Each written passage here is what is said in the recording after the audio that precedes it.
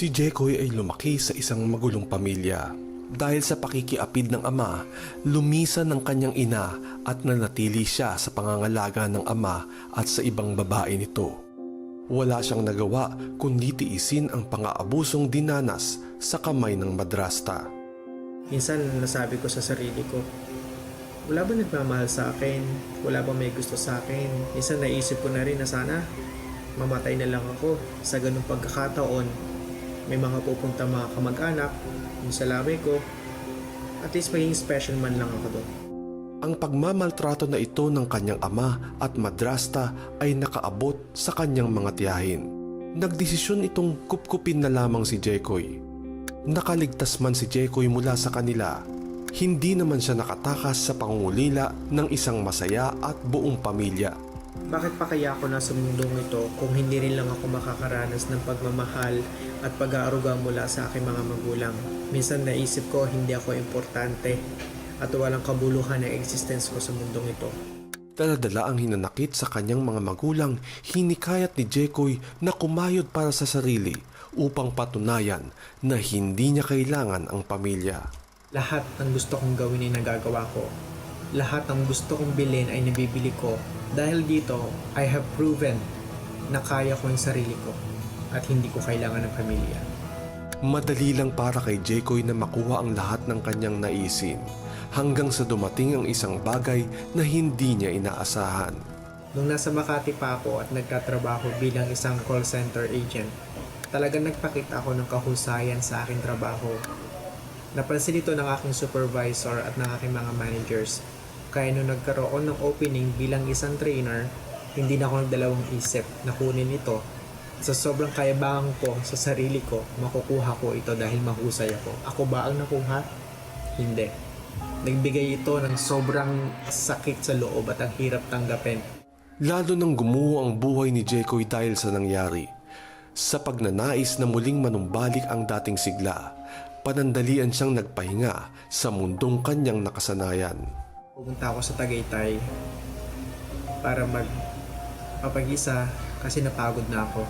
Nakita ko ang simplicity ng buhay, masasayang pamilya, magandang tanawin. And then I closed my eyes and I asked, can someone help me? And then I heard a whisper saying, I can. Sa gitna ng kanyang pinagdaraanan, naisipan ni Jekoy na puntahan ang kanyang nakakatandang kapatid. Bagamat hindi sila parehong lumaki sa puder ng kanilang tiyahin, hindi inaasahan ni Jekoy na sa muli nilang pagtatagpo ay magbabago ang takbo ng kanyang buhay. Tap me on my shoulders. Sabi niya, hindi siya makakatulong sa akin kundi ang Panginoon. Natututunan ko na at natatanggap ko ang katotohanan na kailangan ko ng tagapagligtas sa nangyayari sa akin. Naimbitahan si Jekoy ng kanyang kuya na dumalo sa Sunday service at doon ay tinanggap niya si Jesus bilang kanyang Panginoon at tagapagligtas. Habang worship, I saw myself crying na parang yung puso ko nagsusumbong na, Lord, alam mo na ang sitwasyon ko. Tatanggapin mo pa ba ang makasalanang katulad ko? Para akong bata noon na nagsusumbong sa tatay sa sobrang sakit ng mga naramdaman ko sa buhay ko. Hanggang na-realize ko, I'm home. Nagpatuloy na dumalo si Jekoy sa simbahan at sa mga one-to-one sessions. Bunga nito ay ang pagbabago sa kanyang pananaw sa buhay. I learned to humble myself to God. Na tayo mga tao ay kayang-kaya magplano. Pero kaganapan ng mga ito ay tanging sa Panginoon lamang. I know that I am more than of this world. Kasi alam ko na ang Panginoon ko na siyang gumawa sa akin, siya mismo ang nakakalam kung sino at ano ako. Ang pamilya na binigay sa akin ng Panginoon ay muli na numbalik. Nagkaroon ng forgiveness sa bawat isa. Reconciliation also with my mom before siya mamatay. Bukod sa bagong buhay, nagpapatuloy din ang mga pagpapalang natatanggap niya sa trabaho. Siya ay muling naging top performer at nakakatanggap ng mga awards at incentives. Consolation na lang yun dati highlight. What's more important is yung spiritual learning. Kapag siya ang hinaya mo mag-drive ng buhay mo, sigurado ako na sa tamang landas ka. Kasi dati, ako mismo yung nagdadrive ng buhay ko at sigad na nasa backseat. kung saan ako napadpad. Pero nung hinayaan ko na si God na mag-drive, relax na lang ako. Dahil alam ko, siyang gumagabay sa akin at nasa tamang landas ako. Alam mo, Peter, si Jekoy nagkaroon ng thirst from the very start dahil sa mga pangyayari sa buhay niya. So yung uhaw na yon, he tried to fill it with so many different things, achievement, relationships, whatever, only to end up being thirsty pa. Right. Because nothing can really satisfy Tama. us but the Lord Jesus Tama. Christ. And thank God that he heard that voice Yes. saying to him, I can. Help you. I can meet your need. Whatever it is you're looking for, Yes. I'm here for you. And perhaps that too is your question. Siguro, like Jekoy, as he was growing up, siguro sinabi niya, God, where were you all those times na I was abused, I felt so unloved? Di ba every human being has the desire to be loved, to be nurtured, to be cared for? Si Jekoy did not experience that. And pati na rin when he was already working, still hindi niya na-realize na his heart was so broken, was so thirsty for affirmation and love. Well, the good news is this. Jesus, right this very moment, is standing at the door of your heart, and he's knocking at that door. He wants to come in. He wants to have a relationship with you if you will allow him. And if you're like Jekoy, went through life with so many hurts, then it's time to open up your life to Jesus. And it begins with a simple prayer. Just say, Dear Jesus, I believe that you truly are the Son of God. Dear Jesus, I believe that you went to the cross, laid down your life to pay for all of my sins, to give me a purpose in this life. So, dear Jesus, right now, Lord, I humble myself and come to you and ask your forgiveness. Because, Lord, I want the plans and purposes that you have in your heart for me. Lord, I want to live out those plans together with you. So, Lord, I say now, Jesus, come into my life. Be my Lord. Take charge of my life. Jesus, come into my life. Be my Savior. Thank you, Lord, for willingly laying down your life for me. And I feel so loved and so cared for and so precious because of you. I give you my all. I surrender my life to you. Thank you, Lord, for this brand new life, especially starting this year with you. I pray this prayer in the name of Jesus. Amen and amen. Panginoong Jesus, natanggap ko po kayo na aking Panginoon at tagapagligtas. Sumabay ka ba sa panalangin upang tanggapin si Jesus? Narito ang CBN Asia Prayer Center para sa iyo 24/7 upang tulungan kang magsimula ng panibagong buhay na punong-puno ng pag-asa, kapayapaan at tagumpay. Just text YES, your name and location o mag-chat sa The 700 Club Asia Facebook Messenger. So let us welcome the new year with renewed hope by surrendering to the Lord all our cares. He alone can turn our sorrows into joy and our anxiety to faith. Present to Him your concerns by calling the 24/7 Prayer Center. And our trained prayer counselors are ready to pray with you and give you sound advice from the Bible. The number is on your screen. Sa mga viewers ng The 700 Club Asia na nasa ibang bahagi ng mundo, maaari kayong makipag-ugnayan sa mga trained prayer counselors sa pamamagitan ng Facebook Messenger. Gamitin lamang ang keywords The 700 Club Asia. Follow us on our social media accounts on Facebook, Instagram, and X, formerly Twitter, by typing the keywords The 700 Club Asia. Magdodonate ako sa CBN Asia. Oo, bait naman. Sige. Type mo cbnasia.org/give. Ulit, cbnasia.org/give.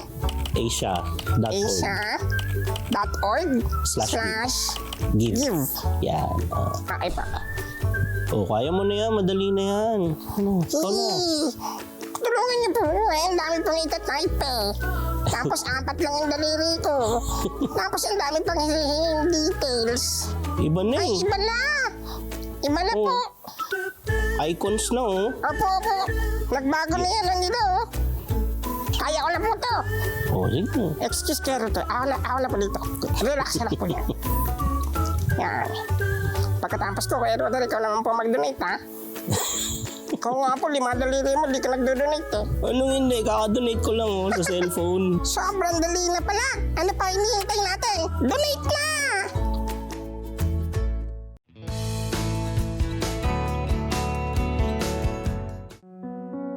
Mula nang maging byuda si Rebecca noong 2016, naging malaking dagok sa kanya ang pagbagsak ng negosyo ng kanyang pamilya. Masakit kasi nung time na yon wala akong alam na trabaho kasi yung business namin, si dada lang nila ang may alam. So we were forced to close the business kasi hindi ko naman siya alam patakbuhin yung business namin eh. Makalipas ang 1 buwan mula noon, na aksidente naman sa sasakyan ang isa sa kanyang mga anak. Unti-unting naubos ang kanilang pera.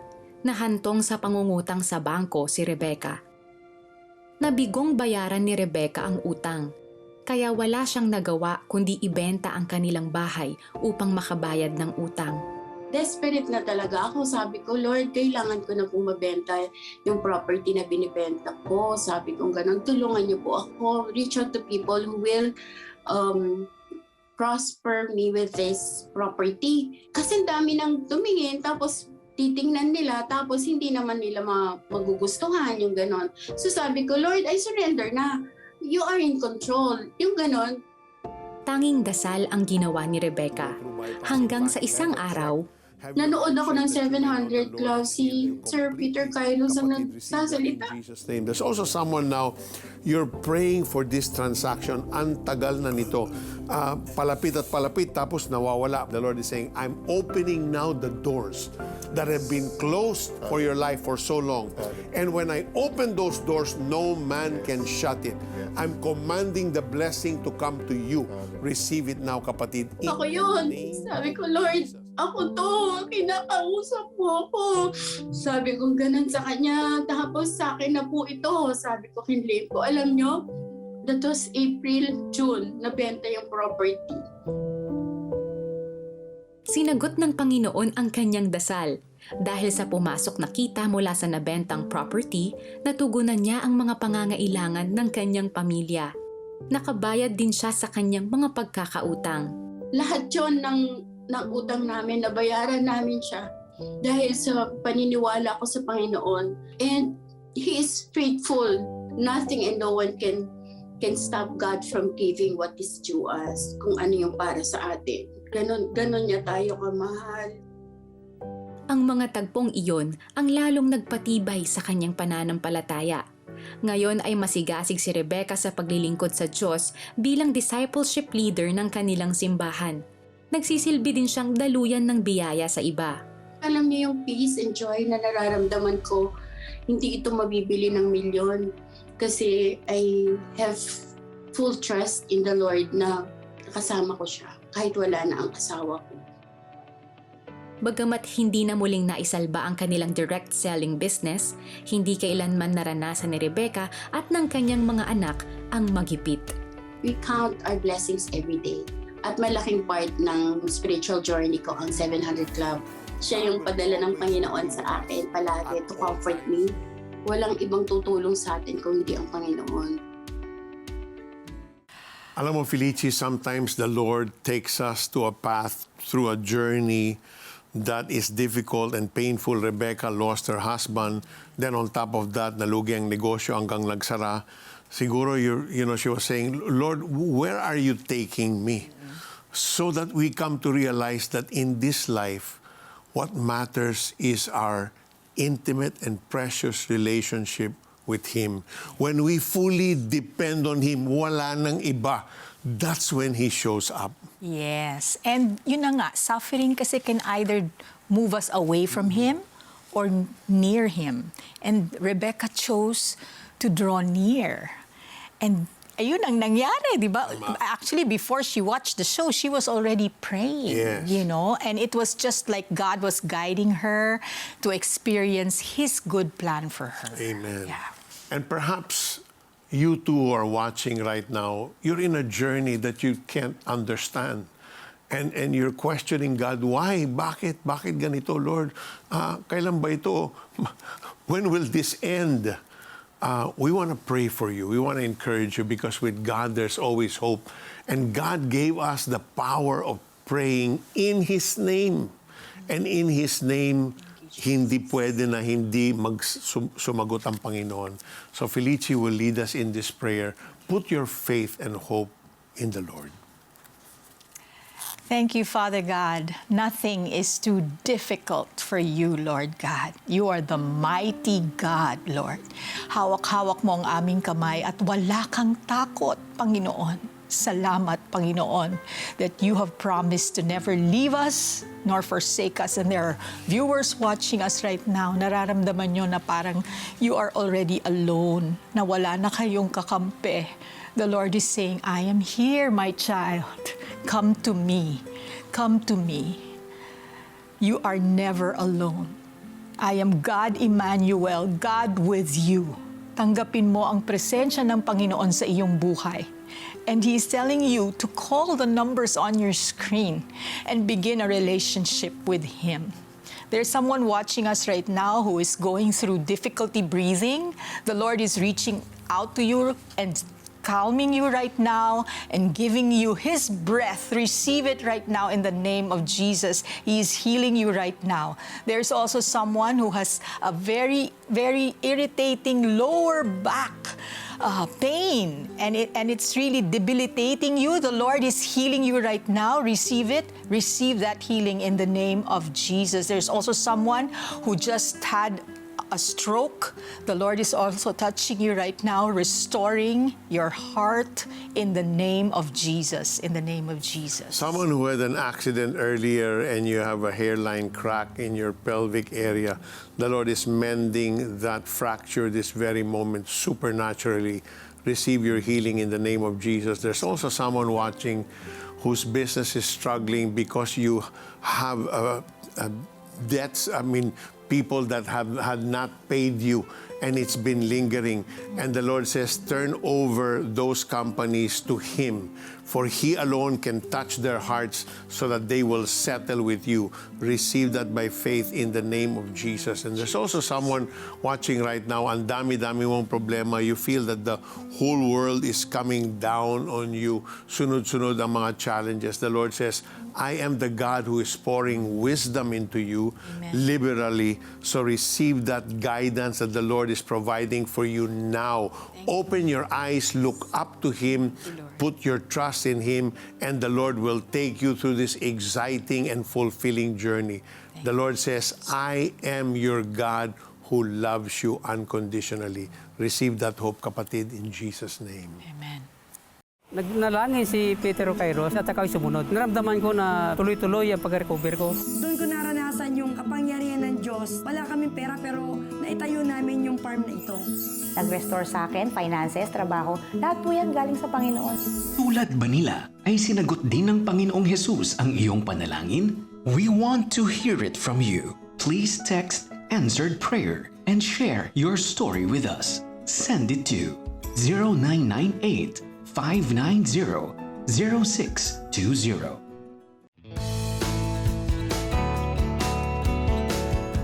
Being rich is beyond money and material wealth. To be rich is to be able to give freely and unconditionally. Get the keys to real fulfillment through the power of giving in an exclusive audio teaching by Peter Kairos. Real joy for any amount you choose to donate. You are giving because your heart is blessed, so you can always trust God to meet all your needs. Be a CBN Asia partner today.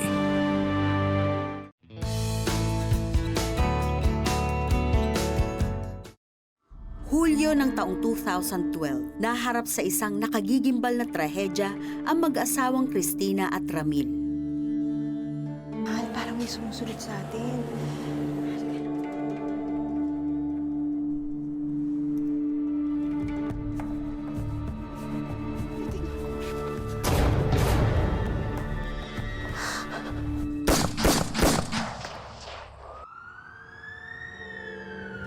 Bagamat hindi nakilala ang riding in tandem na bumaril, iringan sa trabaho ang tinitignan na motibo. Sa walang humpay na pagbaril ay tinamaan din si Cristina. 5 bala ang tumama kay Ramil. Siya'y nakaligtas dahil puro daplis ng bala ang tumama sa kanyang katawan. Nalagay naman sa panganib ang buhay ni Cristina. Pumasok ang bala sa kanyang tagiliran at tumagos sa kanyang likuran. Naputol ang bahagi ng kanyang bituka at lubusan namang napinsala ang kanyang spinal cord. Matapos ang operasyon, napag-alaman ni Cristina na siya ay mayroong kondisyon sa lumbar 5 spinal cord o L5. Dahil malubha itong naapektuhan, nakumpirma niya na hindi na siya kailanman makakalakad. Iniiwasan kong tingnan siya kasi parang dinudurog yung puso ko nung time na yon. Tumutuloy yung luha ko. At the same time, talaga eh. Meron ako small voice na narinig na sinabi sa akin na, anak, mahal na mahal kita at makakalakad ka. So mula nung ako'y nasa ICU, pinanghawakan ko yung pangako ng Diyos sa akin. Sa kabilang banda, nabalot ng takot ang puso ni Cristina sa tuwing naaalala ang taong bumaril sa kanila. Meron po ako small voice na ibinigay yung verse na Isaiah 41. Ako isa sa iyo, hindi ka dapat mangamba. Ako ang Diyos, tutulungan kita, iingatan. Lahat ng may galit sa iyo mapapahiya. At ito yung naging dahilan kung bakit nagkaroon ako ng kapayapaan sa aking puso. Hindi nahuli ang taong bumaril sa kanila, pero sa kabila ng trahedya, pinili nilang magpatawad. Gayunpaman, bago mangyari ang nasabing trahedya,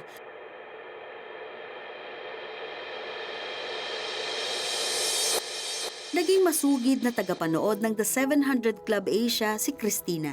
Higit niyang nakikilala ang Panginoon sa mga kwentong kanyang napapanood. Napanood ko yung isang bata na may sakit. Nang pinag-pray siya, naranasan ng batang ito yung kapangyarihan ng Diyos, yung healing power. Sinabi ng magulang niya na sa Luke 1:37, nothing is impossible with God. So tumatak sa puso ko to na walang di mapangyayari ang Diyos. Ang mga salitang iyon ang higit na nagpabago ng kanyang buhay.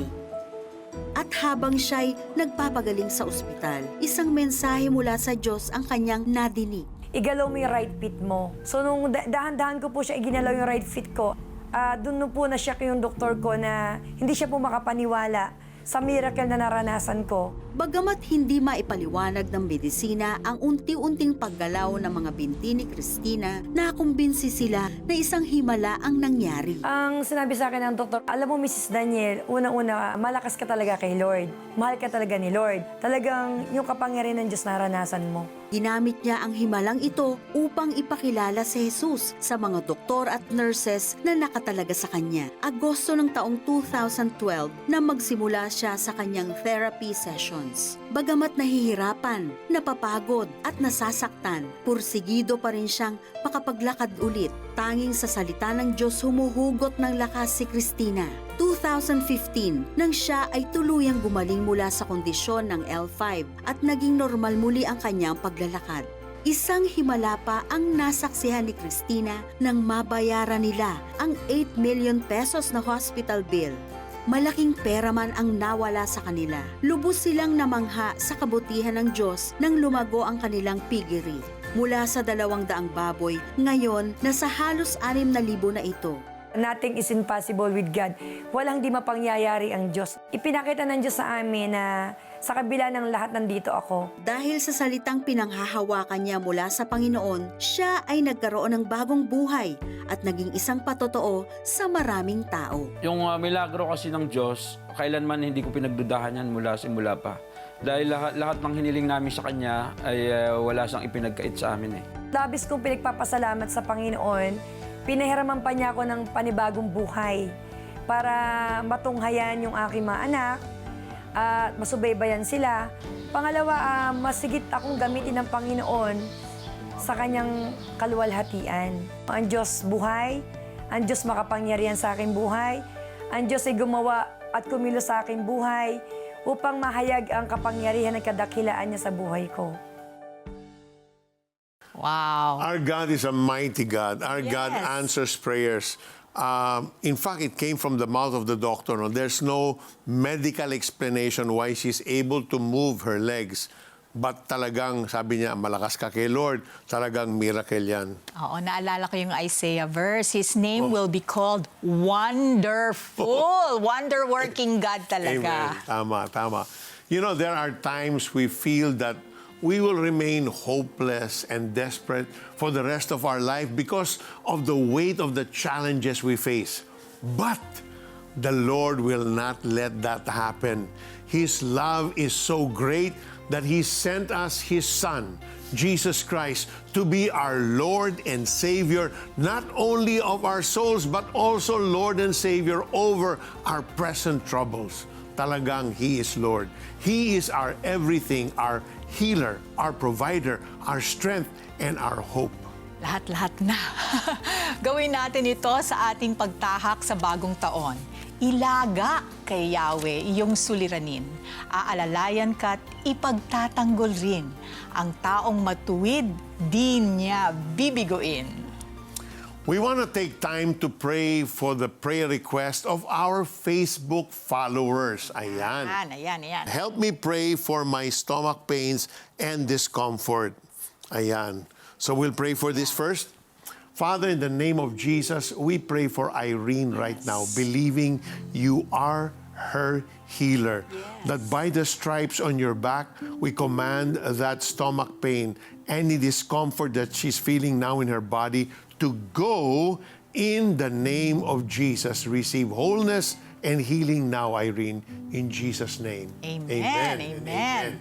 O, ito naman, from Salve Borromeo, Lord, hear my prayer na sana po mawala na yung bukol ko sa aking batok. Yan, let's Okay, agree. Heavenly Father, Panginoon, alam namin kaya mong tunawin ang bukol na yan sa batok ni Salve, Panginoon.